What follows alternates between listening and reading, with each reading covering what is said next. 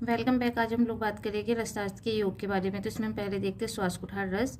इसमें जो हमारे इंग्रेडिएंट्स है वो है त्रिकटु। इसमें आ जाएगा शुंठी मरीच पिपली। अपने एग्जाम में मतलब कि क्या करना है, एक्सप्लेन करके लिखना है कि त्रिकटु है, मतलब फुल फॉर्म में लिखना है। Welcome back. आज हम लोग बात करेंगे रसशास्त्र के योग के बारे में। तो सबसे पहले हमारा श्वासकुठार रस। इसमें हमने मतलब अलग अलग लिखना है कि त्रिकटु में क्या क्या इंग्रेडिएंट्स है, जैसे शुंठी मरीच पिपली एग्जाम के टाइम पे। तो श्वास के कितने टाइप होते हैं हमारे 5। तो हमने पहले ऐसे 5 पेड़ लिखने, त्रिकटु, गंधक और पारद, क्योंकि साथ में दोनों मिलकर कजली बनाते हैं। वत्सनाभ, टंकन, क्योंकि टंकन एंटीडोट होता है वत्सनाभ का। फिर मनाशिला और मरीच। अब हमने मरीच यहाँ पे अलग से क्यों रखा है, क्योंकि सारे 4-4 ग्राम है और ये कितना है 32 ग्राम, मतलब 32 ग्राम है। अब हमने क्या निर्माण विधि में क्या लिखेगी, इसकी कजली बना लेनी है, बाकी सबका पाउडर करके इसमें मिक्स करके एक एक रत्ती गोली बना लेनी है।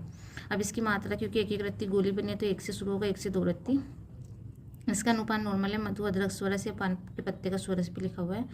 इसका यूज़ क्योंकि श्वास ओबियसली लिखा हुआ है तो श्वास में होगा, श्वास के साथ में कास और अग्निमांद्य, क्योंकि त्रिकटु है तो अग्निमांद्य लिख देंगे। और वात कफज विकार, क्योंकि अग्निमांद्य से याद रखना कि कफ के मोस्टली कारण होता है। फिर वात, क्योंकि पित्त की तो विकृति होती है इसलिए। और इसमें त्रिकटु वगैरह तो हमने मतलब कफ वगैरह को हटाना है, इसलिए हम इसको वात कफज विकार में लिखते हैं।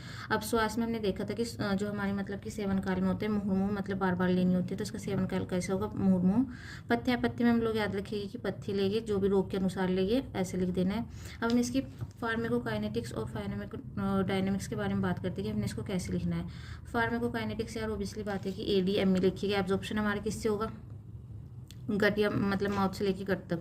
Distribution by blood, metabolism by liver, या प्राइमरी लीवर में होगा। फिर क्या होगा कि सेकेंडरी जो भी इसके टिश्यूज है उनसे होगा। एक्सक्रीशन हमारा मोस्टली यूरिन के थ्रू होता है और थोड़ा बहुत फीकल के थ्रू। डायनामिक्स में हमने जैसे त्रिकटु हमारा क्या है, दीपन पाचन वाला है तो कार्मिनेटिव लिख देना है। गंधक में हमारा सल्फर होता है तो ये क्या करेगा हमारा मतलब स्किन डिसीजेस में यूज होगा। पारद हमारा योगवाही होता है, जिन जिन रोगों में यूज होता है वो लिख देना हमने। वत्सनाभ और टंकन क्या है हमारा, मतलब कि एक तरीके से म्यूकस को डायलेट करते हैं जिससे कफज विकारों में यूज होगा और उसके मतलब ब्रोंक को डायलेट होगा और जिससे कफ वगैरह बाहर निकल जाएगी। तो श्वास कास ऐसे लिख देना हमने। और ये हमारा फार्मेकोडायनेमिक्स में हो जाएगा। एंटीऑक्सीडेंट लिख देंगे, रसायन लिख देंगे, क्योंकि पारद एक तरीके से हमारा रसायन भी होता है। नेक्स्ट जो है हमारा वो है कि इसमें मतलब कि केमिकल कंपोजिशन कैसे लिखे। गंधक में सल्फर, हमारा पारद का ओबियसली बात है HG वगैरह लिख देंगे। टंकन में हम फॉर्मूला लिख देंगे Na2B4O7 और ऐसे मतलब ये सब कुछ लिख देना है जो जो आपसे पूछा जाएगा। बाकी इसको याद करने के लिए ये कि श्वास के 5 टाइप है तो हमने त्रिकटु, गंधक, पारद, वत्सनाभ, टंकन, मनाशिला, मरीच। आप लोग ऐसे याद रख सकते हो। मात्रा इसकी नॉर्मली 1 से 2 रत्ती और श्वास के साथ में कैसे लेना, मुहुर्मुह।